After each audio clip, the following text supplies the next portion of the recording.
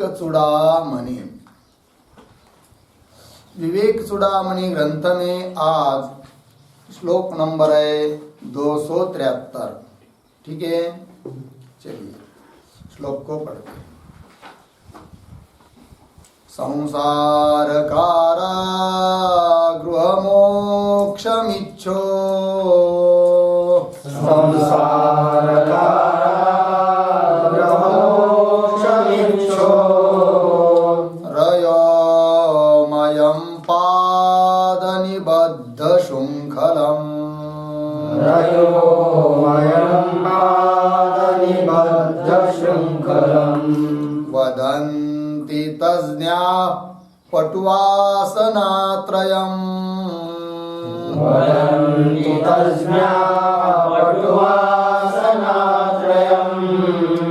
योऽस्माद्विमुक्तः समुपैति मुक्तिम् योऽस्माद्विमुक्तः समुपैति मुक्तिम् संसार कारागृह मोक्षमिच्छो रयोमयं पादनिबद्ध शृंखलम् वदन्ति तज्ज्ञाः पटुवासनात्रयम्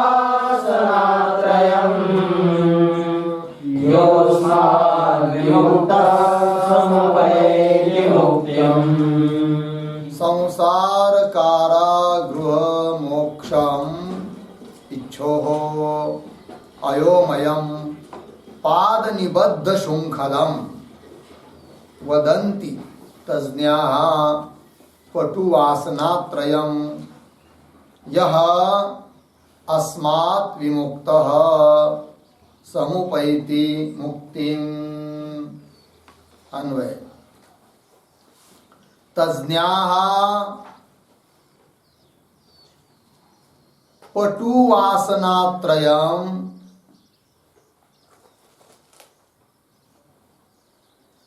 संसार कारागृह मोक्षम इच्छोः अयोमयं पादनिबद्ध शृंखलम् वदन्ति यः अस्मात् विमुक्तः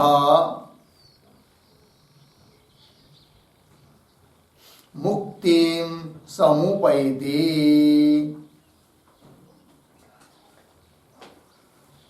ठीक, अर्थ देखिए। अभी कहा था पीछे के श्लोक में, तो वासनात्रय लोक वासना, शास्त्र वासना और देह वासना यदि रहती है तो यथावत ज्ञानम नैव जायते, यथार्थ ज्ञान होता ही नहीं है। अर्थात ज्ञान के लिए प्रतिबंधक है कौन? वासना त्रय। श्लोक नंबर 271 272 कंठस्थ करिए। तो क्या बताया? यदि वासना त्रय रहती है तो यथार्थ ज्ञान हो नहीं पाता है, अर्थात ज्ञान के लिए वो प्रतिबंधक है। इसी बात को प्रमाण मानकर अब इस श्लोक में कह रहे हैं कि वो तीन है कि नहीं, वासना त्रय वगैरह तो कैसी मोक्ष के प्रतिबंधक है, कैसे बेड़ी बन जाती है, इस बात का स्पष्टीकरण कर रहे हैं। तो क्या कह रहे हैं? तज्ञाः वदन्ति, तज्ञ लोग बोलते हैं। तो तज्ञ क्या बोलते हैं? तो कह रहे बीच में, तो तज्ञाः शब्द करते हैं ब्रह्मविदः, ब्रह्मवेत्ता लोग बोलते हैं।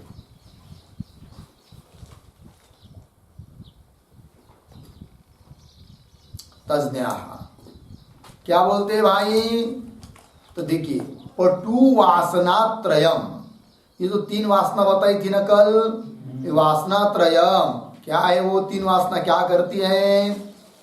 संसार कारागृह मोक्षम इच्छोः अयोमयम पाद निबद्ध शृंखलम वदन्ति। कहने का तात्पर्य, पटु वासना त्रय, ये तीन वासनाएं क्या है जी? पाद निबद्ध शृंखलम वदन्ति, पाद मतलब पैर में कस के बांधी हुई बेड़ी है। किसके लिए? जिसके पैर में बेड़ी रहेगी वो संचार नहीं कर पाएगा, आगे बढ़ नहीं पाएगा, चल नहीं पाता है। तो किसके लिए ये बेड़ी है? तो कहा कि संसार कारागृह मोक्षम इच्छो, संसार रूप जो कारागृह, उस कारागृह से मुक्त होने की जो इच्छा करता है कि नहीं, तो उसके लिए ये बेड़ी नहीं चाहिए। और उसके लिए वासना त्रय रहेगी तो वही उसके लिए क्या बन जाएगी? बेड़ी बन जाती है कि नहीं। पाद निबद्ध श्रृंखला, बेड़ी डाल देने के बाद हाथ पैर में बेड़ी डाल देंगे तो चल पाता है क्या आदमी? नहीं पाता है। जो गुनहगार होता है ना, अपराधी, उसके लिए बेड़ी डालते हैं, जेल में भी रखते हैं, हुआ कि नहीं। और जेल से उसको बाहर जाने की इच्छा है लेकिन जा नहीं पाता है। बोलेंगे क्यों नहीं जा पाता है? वो तो खुला ही गेट, जाना चाहिए उसको भागकर, वहां पर कोई है भी नहीं। वो गेट मैन तो वॉचमैन जो था वो चाय पीने के लिए कहीं गया 1 घंटा से, तो भी ये भाग के नहीं जा पा रहा है। क्यों? कि उसके पैरों में हाथों में क्या रखी हुई है? बेड़ी रखी हुई है, तो जा नहीं पाता है। उस प्रकार संसार रूप कारागृह से मनुष्य जीव मुक्त होना चाहता है कि नहीं। तो मुक्त होने के लिए ज्ञान भी है किंतु उसको ज्ञान भी प्राप्त नहीं हो रहा है, अर्थात मुक्त नहीं हो पा रहा है संसार से। क्यों? कि उसके हाथ पैरों में क्या डाली हुई है? बेड़ी है। कौन बेड़ी है भाई? तो यही वासना त्रय। अब यदि जाना है, संसार रूप कारागृह से बाहर पड़ना है, इससे मुक्त होना है, तो सबसे पहले तोड़ना पड़ेगी क्या? बेड़ी, तब जा पाएगा। अब वो बेड़ी तो बताया था, उसका स्वरूप कल बताया था। उसका स्वरूप क्या है? लोक वासना किसको कहते हैं, देह वासना किसको कहते हैं, शास्त्र वासना किसको कहते हैं। और उस बेड़ियों को अर्थात वासना त्रय को तोड़ने का, निवृत्ति का उपाय भी कल बताया था, बताया ना। चलिए, तो फिर वो वासना त्रय कैसी बेड़ी है, ऐसे ब्रह्मवेत्ता लोग बोलते हैं। तो पंक्ति देखिए एक एक बात को। तज्ञा मतलब ब्रह्मविद, ब्रह्मवेत्ता लोग क्या कहते भाई? तो कर्ता वाव तज्ञा, क्रियापद वदंती, तो क्या बोल रहे? पटु वासनात्रयम। पटु वासनात्रयम का अर्थ लिखिए प्रबल वासनात्रयम।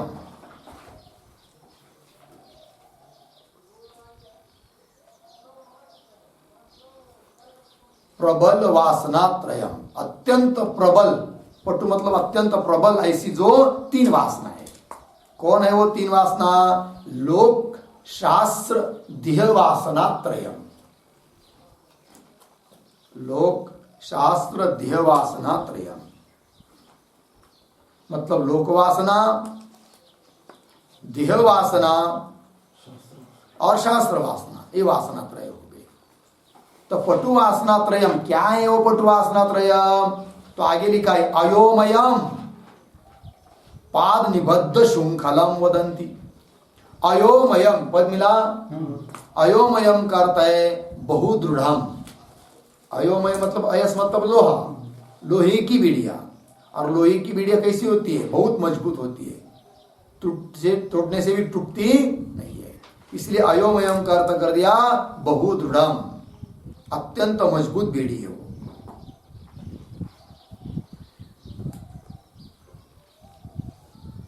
कौन है वो? कैसी? पाद निबद्ध श्रृंखलाम। इसका अर्थ लिखिए पादयो हो निबद्धम श्रृंखलम।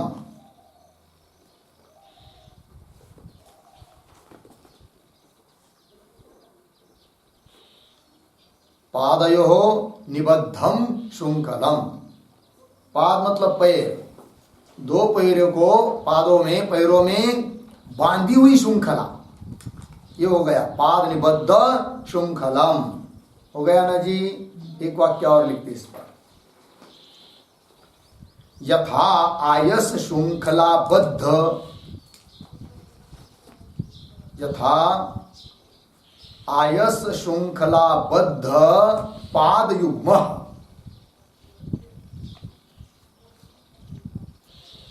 बद्ध पाद युग्म गंतुम न शक्नोति,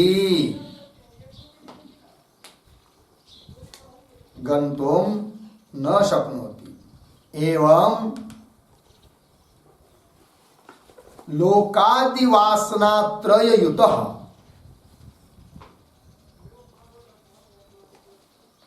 लोकादिवासनात्रययुतः विष्णोः परमं पदं, विष्णोः परमं पदं न एव प्राप्तुं शक्नोति, न एव प्राप्तुं शक्नोति इति अभिप्रायः।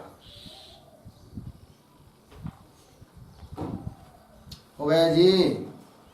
चलिए भाई, यथा जिस प्रकार आयस श्रृंखलाबद्ध पादयुग्म, आयस मतलब लोहा, लोहे की श्रृंखला से बंधे हुए दोनों पाय जिसके, ऐसा जो पुरुष, तो गंतुम न शक्नोति, चल नहीं सकता है।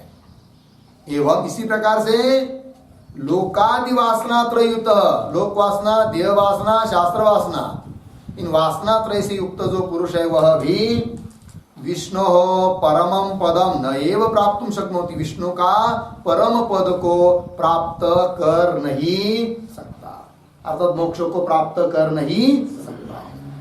लगा? चलिए, तज्ञाः पटु वासना त्रयम, हो गया ना इतना? आगे क्या है? संसार कारागृह मोक्षम इच्छो, किसके लिए वो बेड़ी है, वासना त्रय? तो बता दिया, संसार कारागृह मोक्षम इच्छो। एक वाक्य लिखिए, संसारः एव कारागृहम्,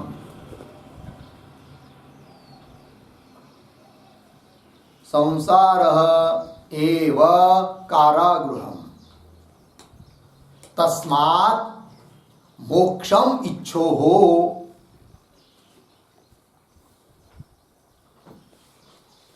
तस्मात् मोक्षम इच्छो हो पुरुषस्य।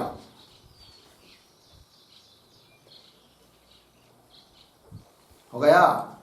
देखिए अर्थ, संसार एव कारागृह, संसार ही कारागृह है, फंस गए इसमें हम लोग, निकल नहीं पा रहे हैं।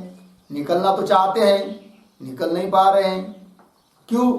बंधे हुए हैं बेड़ी से, है कि नहीं? तो संसार एव कारागृहम तस्मात् मोक्षम इच्छो, उससे मुक्त होने का इच्छुक जो पुरुष, तो पुरुषस्य। लगा जी पंक्ति? चलिए मूल में, संसार कारागृह मोक्षम इच्छो हो अयोमयम पाद निबद्ध श्रृंखलम वदंती, वह इतना। आगे चलिए, यह अस्मात् विमुक्तः, मिला? यह पुरुषः, जो पुरुष अस्मात् विमुक्त, अस्मात्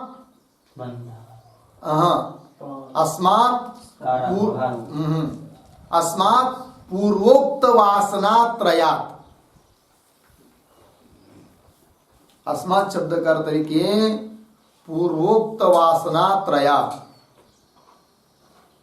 विमुक्तः, विमुक्त शब्द का अर्थ लिखिए तनुकृत वासना,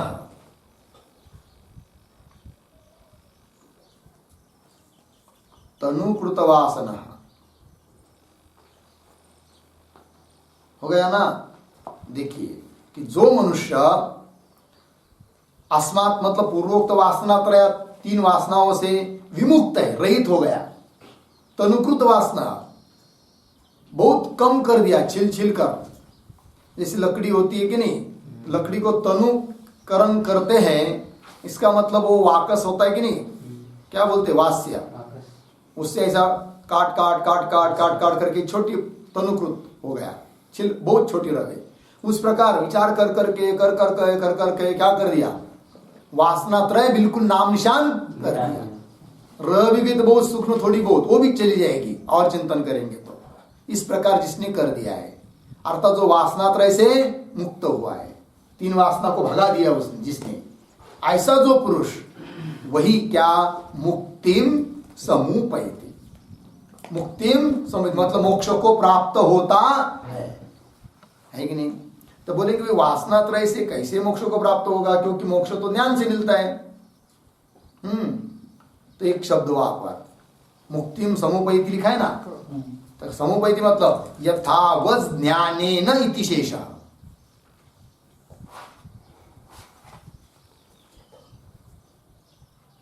यथावत ज्ञानेन इति शेषः हो गया, मतलब यथार्थ ज्ञान से। हुआ क्या, देखिए पीछे के श्लोक में कहा था यथार्थ ज्ञान के लिए प्रतिबंधक है कौन, वासना है। अब प्रतिबंधक हट गया, वासना त्रय समाप्त हुई, तो प्रतिबंध हट गया तो ज्ञान हो जाएगा फिर यथार्थ, और ज्ञान होगा तो मोक्ष मिलेगा, ये कहने का भाव है कि नहीं। वही लिखा फिर यह अस्मात् विमुक्तः, वही मुक्तिम समुपैति, वह मनुष्य क्या होता है, हाँ यथावत यथार्थ ज्ञान प्राप्त करके मोक्ष को प्राप्त हो जाता है। हो गया जी। चलिए आगे, आगे के श्लोक को पढ़ते हैं। इस श्लोक को भी याद कीजिए भाई।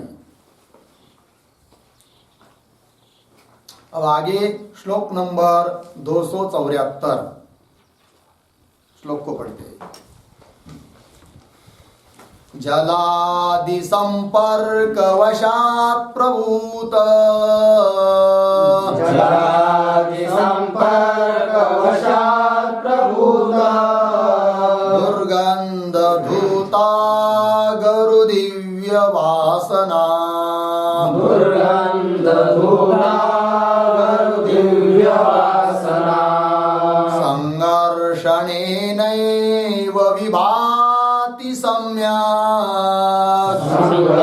संघर्षणेनैव विभाति सम्यक्, विधूयमाने सति बाह्यगन्धे, विधूयमाने सति बाह्यगन्धे, जलादि संपर्क वशात् प्रभूत, दुर्गन्ध धूता गरु दिव्य वासना, संघर्षणेनैव विभाति सम्यक्, विधूयमाने सति बाह्यगन्धे। ठीक। देखिए जलादि संपर्क वशात प्रभूत दुर्गंध धूता गरुदिव्य वासना, संघर्षणेन एव विभाति सम्यक, विधूयमाने सति बाह्यगंधे। अन्वय जलादि संपर्क वशात प्रभूत दुर्गंध धूता गरुदिव्य वासना, नीचे संघर्षणेन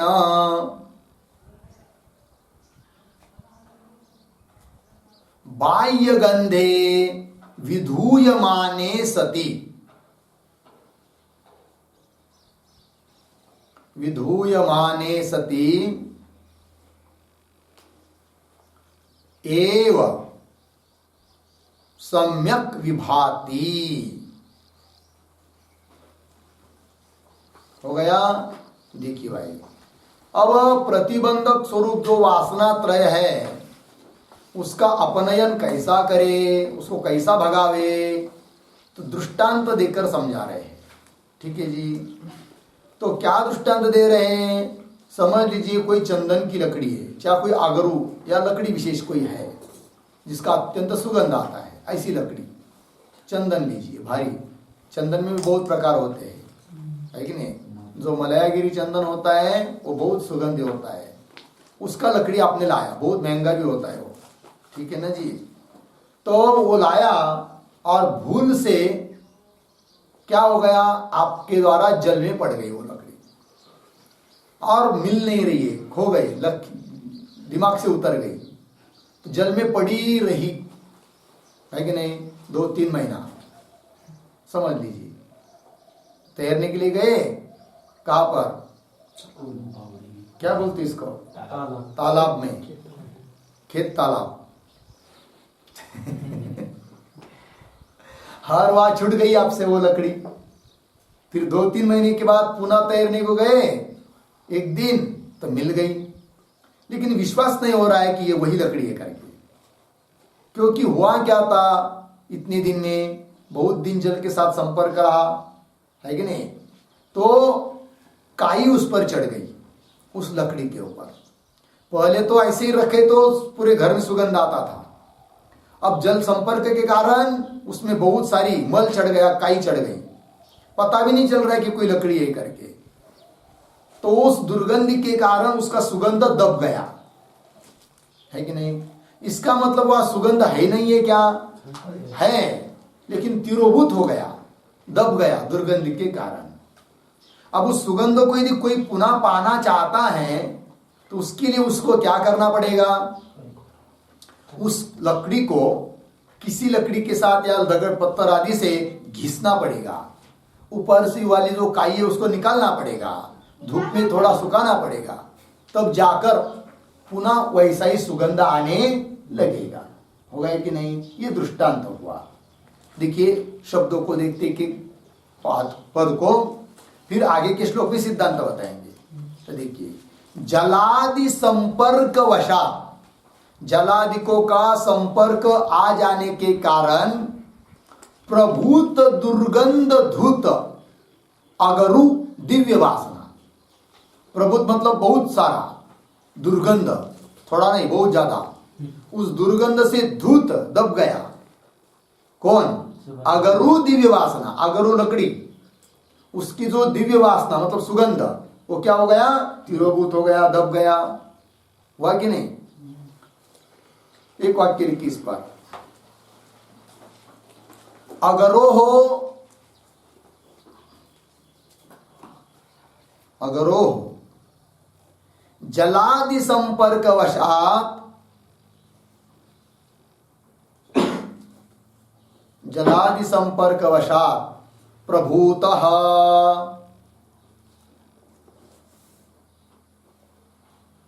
प्रभूतः बराबर बहुलः,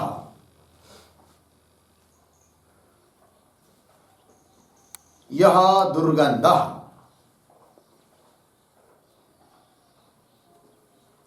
यह दुर्गंध तेन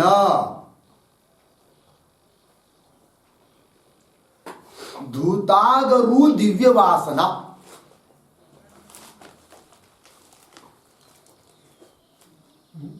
धूतागरु दिव्य वासना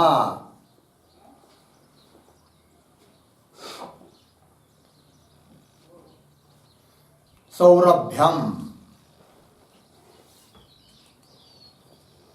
ठीक, अर्थ देखिए, अगरोह, अगरु लकड़ी विशेष, जलादि संपर्क वशा, जलादि के साथ संपर्क हो जाने के कारण प्रभूतः, प्रभूतः नाम बहुलः, कौन, यह दुर्गंध, दुर्गंध का विशेषण है प्रभूत, प्रभूत नाम बहुल, बहुत सारा जो दुर्गंध, उस दुर्गंध के द्वारा धूतागरु दिव्य वासना तिरोभूत हो गई, धूत हो गई मतलब तिरोभूत हो गई। कौन, अगरु की दिव्य वासना, अर्थात सौरभ्य, सुगंध दब गया, पता नहीं चल रहा है। लगा पंक्ति, देखिए मूल में, जलादि संपर्क वशात प्रभूत दुर्गंध धूतागरु दिव्य वासना, होगा ना नीचे, संघर्षणेन बाह्य गंधे विधूयमाने सती, अब क्या कर दिया, संघर्ष कर दिया, घिस दिया उसको, लेकिन उस लकड़ी को क्या कर दिया, घिस घिस कर उसकी काई निकाल दिया। संघर्षणेन, संघर्ष करने से, बाह्य गंधे विधूयमाने सती, बाह्य गंध जो था उसका दुर्गंध, उसको क्या कर दिया, धो डाला, निकाल दिया। तो विधूयमाने सती, विधूयमाने, विधूयमाने का अर्थ लिखे अपनीयमाने,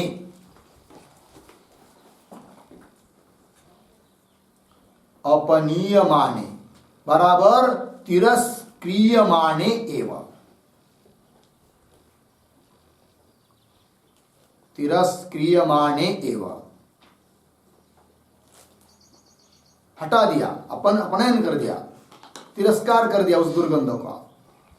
विधूयमाने सती, हुआ नहीं इतना आगे, सतीये हुआ, ऐसा करने पर ही सम्यक विभाति, अच्छी तरह से वो प्रतीत होती है। कौन? अगरु की लकड़ी, और उसका सुगंध भी आने लगता है। दृष्टांत हुआ।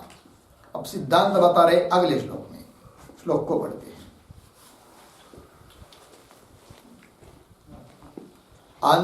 अंतश्रितानंत दुरंत वासना, अंतश्रितानंत दुरंत वासना, धूली विलिप्ता परमात्म वासना, धूली विलिप्ता परमात्म वासना, प्रज्ञाति संघर्षण तो विशुद्धा, प्रज्ञाति संघर्षण तो विशुद्धा, प्रतीयते चंदन गंधवत् स्फुटा, प्रतीयते चंदन गंधवत् स्फुटा,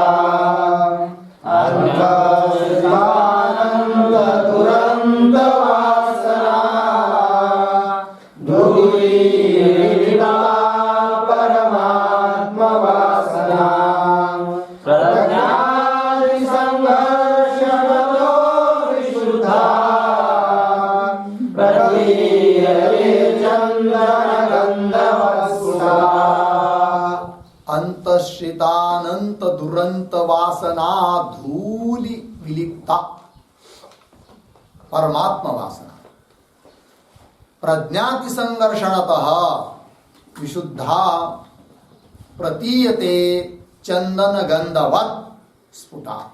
अन्वय पहली 3 पंक्ति सरल है। अनंत शीतानंत दुरंत वासना धूलि विलिप्ता परमात्म वासना, प्रज्ञाति संघर्षणतः विशुद्धा, चंदन गंधवत् स्फुटा प्रतीयते। हो गया? देखिए भाई अर्थ। अंतश्रितानंत, अंतश्रितानंत दुरंत वासना, अर्थ लिखिए इसका। अंतश्रिता या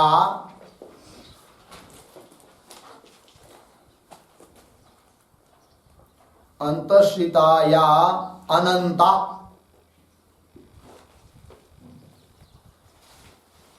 अनंता बहुविधा,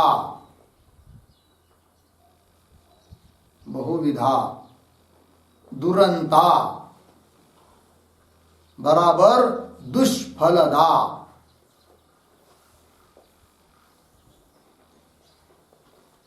दुष्फलदा वासना अनात्म वासना,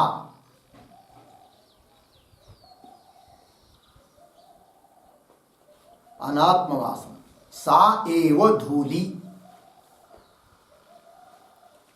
सा एव धूली तया विलिप्ता,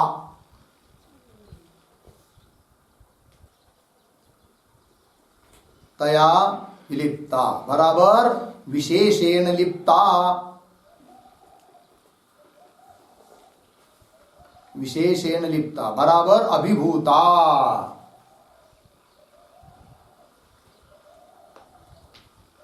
परमात्मा वासना।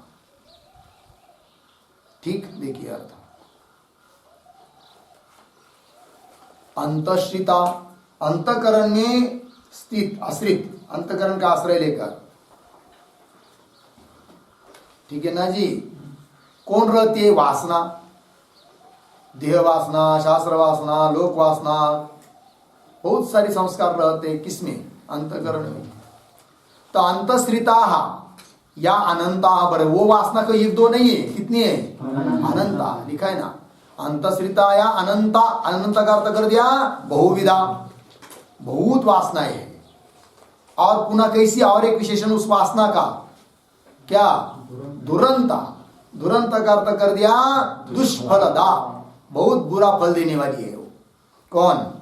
वासना। कौन वासना? सभी वासना जितनी भी है, सभी वासनाओं का अंतर्भाव 3 में करके स्पष्टीकरण किया है। देह वासना, लोक वासना, शास्त्र वासना। ऐसे उपविभाग देखेंगे तो बहुत वासना हो जाएगी, किंतु सबका अंतर्भाव 3 में करके मुख्य 3 हो गई। समझ में आया? तो देखिए भाई, अंतश्रिताया अनंता बहुविधा दुरंता दुष्फलदा वासना है कि नहीं? कौन वासना? वो एक शब्द में कह रहे हैं अनात्म वासना। अनात्म पदार्थों के संबंधी वासना, संस्कार, इच्छा विशेष, ये सब साएव धूलि, वही है धूलि।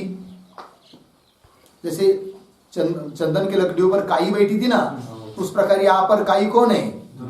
अनात्म वासना ही क्या है? धूलि है। साएव धूलि, धूल तया विलिप्ता, उस अनात्म वासना रूप धूलि से विलिप्त हो गई। विशेषण लिप्ता, विशेष रूप से लिप्त हो गई, अभिभूत हो गई। कौन? परमात्मा वासना। जैसे वहां पर चंदन का सुगंध आई नहीं, सुगंध क्या हुआ? दुर्गंध से तिरोभूत हो गया। उस प्रकार यहां पर भी अंतःकरण में क्या होनी चाहिए? परमात्मा वासना, परमात्मा को पाने की इच्छा, किंतु वो दब गई, तिरोभूत हो गई, विलिप्त हो गई, विशेषण लिप्त हो गई, अभिभूत हो गई। किसके द्वारा? अनात्म वासनाओं के द्वारा। अंतःकरण में विद्यमान, जिस अंतःकरण को लेकर, अंतःकरण का वृत्ति का आधार लेकर परमात्मा को पाना था, वो अंतःकरण में बहुत सारी दूसरी अनात्म वासना होने के कारण परमात्मा वासना दब गई, लुप्त हो गई। कहाँ कोने में छिप गई पता नहीं चल रहा है। और किसका राज्य चालू हुआ? अनात्म वासना का। उसके पीछे सब दुनिया दौड़ रही है, हुआ कि नहीं? तो जी देखिए भाई, विशेषण लिप्ता अभिभूता परमात्मा वासना। तो परमात्मा वासना का ये विशेषण हुआ। कौन सा? अंतश्रितानंत दुरंत वासना धूलि विलिप्ता। कौन? परमात्मा वासना। बात समझ में आई कि नहीं? परमात्मा वासना कैसी हुई? अंतस्त्रितानंत, हर एक शब्द समझ में आए इसमें? अंतस्त्रित अनंत दुरंत वासना धूलि, उससे विलिप्त जो परमात्मा वासना। अब क्या करना पड़ेगा भाई? तो घिसना पड़ेगा। जैसे चंदन के लकड़ी को घिसा ना, तो स्पष्ट वो सुगंध मालूम होने लगा, उस प्रकार घिसना पड़ेगा। तो कैसा, किससे घिसेंगे? तो लिखा है आगे, प्रज्ञाति संघर्षणतः। प्रज्ञाति संघर्ष करेंगे तो उससे स्पष्ट रूप से प्रतीत होगी। फिर कौन? परमात्मा वासना। तो प्रज्ञाति संघर्षण, ये क्या करना है? प्रज्ञाति संघर्षण करने मतलब क्या करना है? तो लिखते हैं,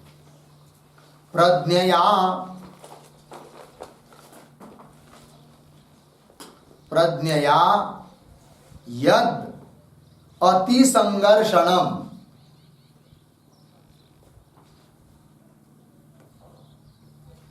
प्रज्ञया यद अति संघर्षणम बराबर मनस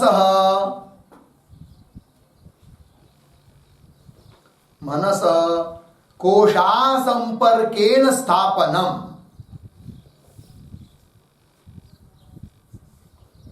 मनस कोशा संपर्केण स्थापनम ततः प्रज्ञाति संघर्षणतः। पूर्ण विराम। श्रुति भी बताते हैं, तमेव धीरो विज्ञाय प्रज्ञां कुर्वीत ब्राह्मण। बृहदारण्यक, तमेव धीरो विज्ञाय प्रज्ञां कुर्वीत ब्राह्मण।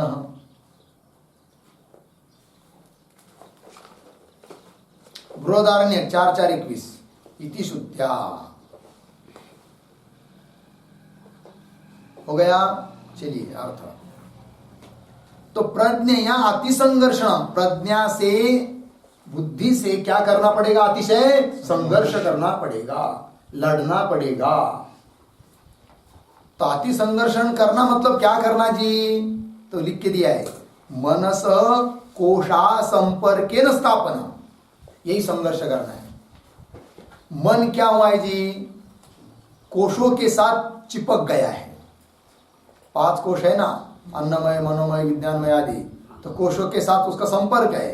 तो मन को उस कोशों से असंपर्क में उसका स्थापन करना, उसको संपर्क नहीं आने देना। मन का किसके साथ? पंच कोशों के साथ। कोशों का और मन का है कि नहीं?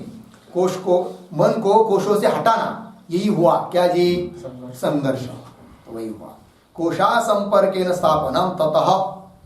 ततः मतलब प्रज्ञाति संघर्षणतः, उससे क्या होगा? विशुद्धा। विशुद्धा क्या? आगे चंदन गंधवत स्फुटा प्रतीयते, विशुद्धा प्रतीयते, बीच वाला चंदन का दृष्टांत है। तो विशुद्ध रूप से प्रतीत होगी कौन? हाँ, परमात्मा वासना। ठीक है ना? तो विशुद्धा, विशुद्धा का अर्थ लिखे अनात्म वासना असंपृक्ता। अनात्म वासना असंपृक्ता,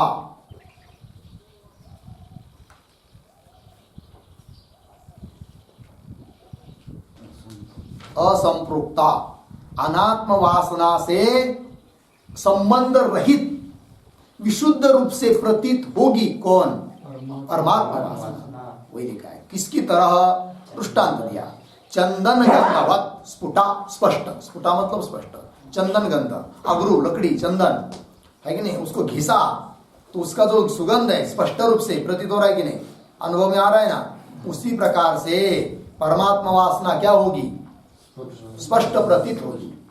देखिए कोई महात्मा लोग, मुमुक्षु लोग, उनमें परमात्मा वासना क्या होती है? अति स्पष्ट होती है, क्योंकि अनेक जन्मों जन्मों में उन लोगों ने क्या किया? संघर्ष किया, प्रज्ञाति संघर्षणतः। ठीक है ना? संघर्ष किया, बार बार अभ्यास किया कि देहमय नहीं हूं, मतलब अन्नमय कोश, मनोमय कोश, प्राणमय कोश, विज्ञानमय कोश, आनंदमय कोश, ये मैं नहीं हूं, मैं इन सबका दृष्टा हूं, साक्षी हूं, आत्मा हूं। ऐसा अभ्यास करते करते करते करते करते आया है। तब जाकर अभी वो क्या हो गए? परिपूर्ण हो गए, ज्ञान हो गया, जीवन मुक्त हो गए, है कि नहीं? तो क्या हुआ? उनमें क्या दिखाई देती है? परमात्मा वासना, परमात्मा पाने की लालसा मुमुक्षुओं में। जीवन मुक्त महात्मा की बात हो तो ब्रह्म रूप बन गए, किंतु जो पाना चाह रहे मुमुक्षु लोग है, साधक लोग है, उनमें क्या होती है? परमात्मा वासना होती है। क्योंकि उन लोगों ने क्या क्या हो रहा है? देह वासनादि त्रय, वासनादि त्रय का त्याग कर दिया। ठीक है ना? और घिस घिस कर सभी वासनाओं को हटा दिया, अनात्मा वासनाओं को हटा दिया। तब वो परमात्मा वासना क्या हो गई? जागृत हो गई। तब दूसरी वासना रहती नहीं फिर अंतःकरण में। क्या? बस हमको भगवान को पाना है और कुछ नहीं करना है। तब अभिव्यक्त हो गई, स्पष्ट प्रतीत होने लग गई कौन? परमात्मा वासना। हो गया? चलिए, ये बात हो गई। आगे चलेंगे, आगे के श्लोक को पढ़ते हैं। श्लोक नंबर 276। अनात्म वासना जालय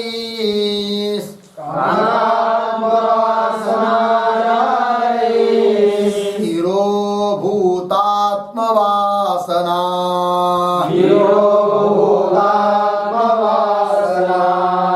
नित्यात्मनिष्ठया तेषां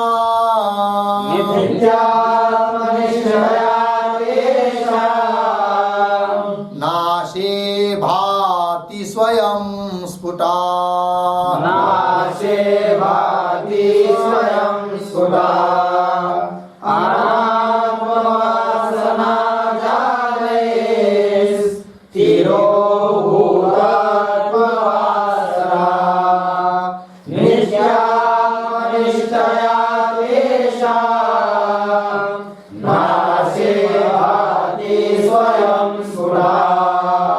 अभी 2-3 श्लोक में जो अर्थ बताया उसी का संग्रहित करके इस श्लोक में बता रहे हैं।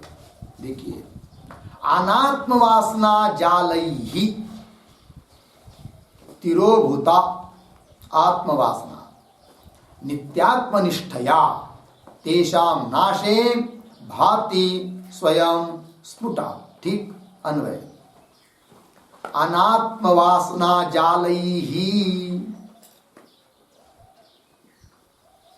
अनात्म वासना जालैहि आत्मवासना तिरोभूता,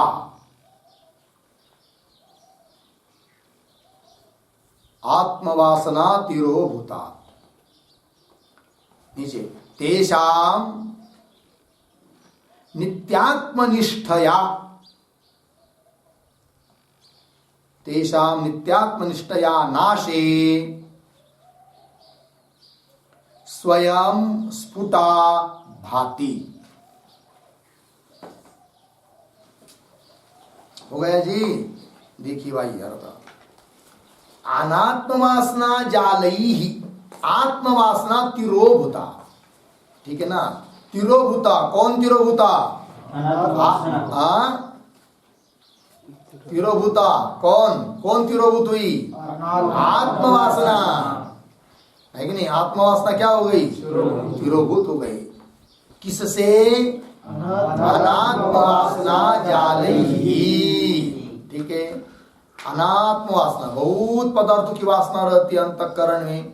उस अनात्म वासना का जो जाला है कि नहीं, उससे आत्मवासना क्या हो गई? हुआ ना। अनात्म वासना जाले, लिखेंगे वाक्य। अनात्म विषयिण्य,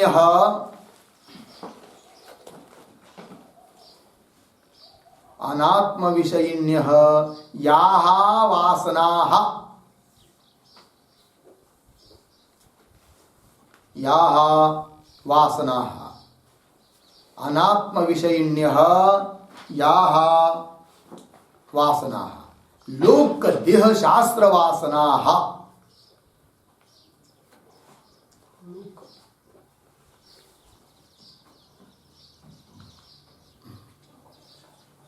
हुआ लोक देह शास्त्र वासना अर्धविराम।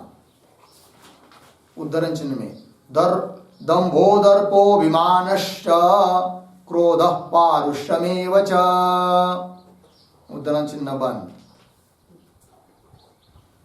दंभो दर्पोभिमानश्च क्रोधः पारुष्यमेव च।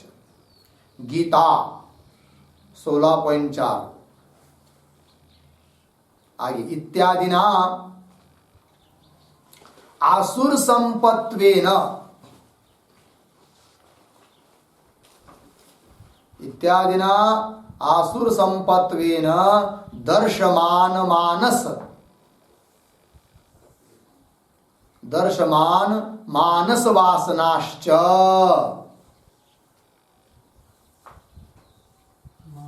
मानस वासनाश्च तासाम जालैहि, तासाम जालैहि बराबर समूहैहि, समूहैहि। देखिए भाई, अनात्म विषयिण्य याः वासना, अनात्म विषयक जो वासनाएं, उदाहरण लोक वासना, ध्येय वासना, शास्त्र वासना। इतना ही नहीं, और भी वासना बहुत सारी होती है। मानस वासना, जैसे उदाहरण बताया गीता में, दंभ, दर्प, अभिमान, क्रोध, पारुष, ये सब क्या है? वासना ही तो है, अंतःकरण के धर्म है। इत्यादि ना आसुर संपत्ति न, जितनी भी आसुरी संपत्ति है वो सब लेना। उसके द्वारा आसुर संपत्ति न दर्शमान दिखाई गई, आसुरी संपत्ति रूप से दिखाई गई जो मानस वासना, वो भी लेनी है। तासाम, उन सभी वासनाओं के कारण, ठीक है ना। तासाम जालई, उन वासनाओं का जो जाल, जाल मतलब समूह। जाल का अर्थ क्या कर दिया? उन सभी प्रकार की वासनाओं का जो जाल है, समूह है, उनके द्वारा क्या हुआ? देखिए श्लोक में, आत्मवासना जालई, सॉरी अनात्म वासना जालई, बहुत सारी जो अनात्म वासनाएं हैं, उस अनात्म वासनाओं के समूह के द्वारा क्या हुआ? आत्मवासना तिरोभूता, तिरोभूता त्यक्कृता, त्यक्त हो गई, त्यक्कृता, त्यक्त हो गए लोगों से, भूल गए कि हमको परमात्मा को भी पाना है करके। आत्मवासना तिरोभूता, अभिभूता, त्यकृता। ठीक है जी। अब क्या करे भाई फिर? तो आगे बता रहे, तेषाम तेषाम तेषाम का अर्थ क्या है? तेषाम का अर्थ लिखिए, अनात्म वासना जाला नाम।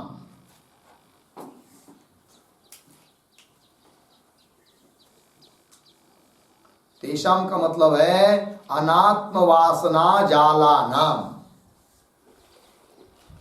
हुआ कि नहीं? अर्थात अनात्म वासनाओं का जो जाल समूह, उनका क्या करना है? नाश। किससे करे? नित्यात्मनिष्ठया नाश। नित्य आत्मनिष्ठा करेंगे तो उससे नाश होगा। किसका? अनात्म वासना का। ठीक है ना? अब नाश होगा तब क्या होगा जी? नाशे सती स्वयं स्फुटा भाति। स्वयं स्फुटा स्पष्ट रूप से भाति प्रतीत होती है। कौन? आत्मवासना। लगा पंक्ति जी? देखिए, तेषाम, तेषाम का अर्थ लिखा ना, आगे क्या है? नित्यात्मनिष्ठया। इसका अर्थ लिखिए, नित्या या आत्मनिष्ठा।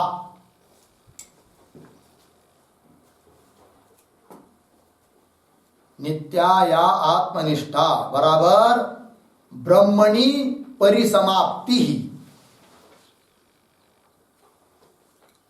ब्रह्मणि परिसमाप्ति ही तया। हो गया? चलिए भाई, नित्या या आत्मनिष्ठा। नित्य ऐसी जो आत्मनिष्ठा, मतलब क्या? ब्रह्मणि परिसमाप्ति। बस ब्रह्म में ही ब्रह्म का अनुसंधान करेंगे, चिंतन करेंगे, तब उस चिंतन से, नित्यात्मनिष्ठा से नाश होने पर, किसका नाश? अनात्म वासनाओं का नाश जब हो जाता है तब स्वयं स्फुटा भाति। स्फुटा, स्फुटा शब्द का अर्थ लिखिए विविक्ता।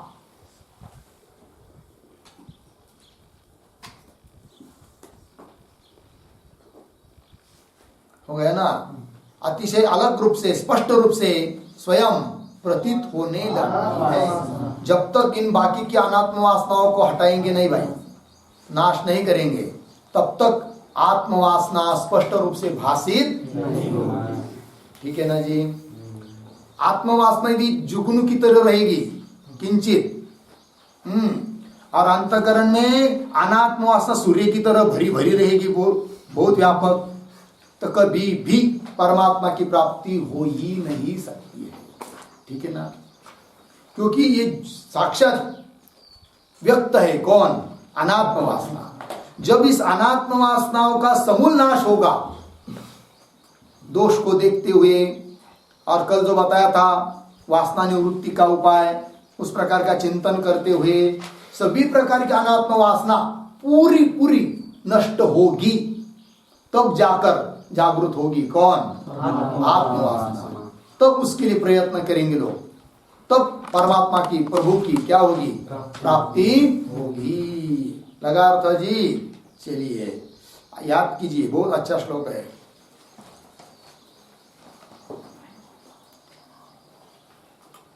संतवांग्मय और वेदांत बहुत एक ही है, अलग अलग नहीं है। इसका आप लोगों ने अभ्यास करना चाहिए।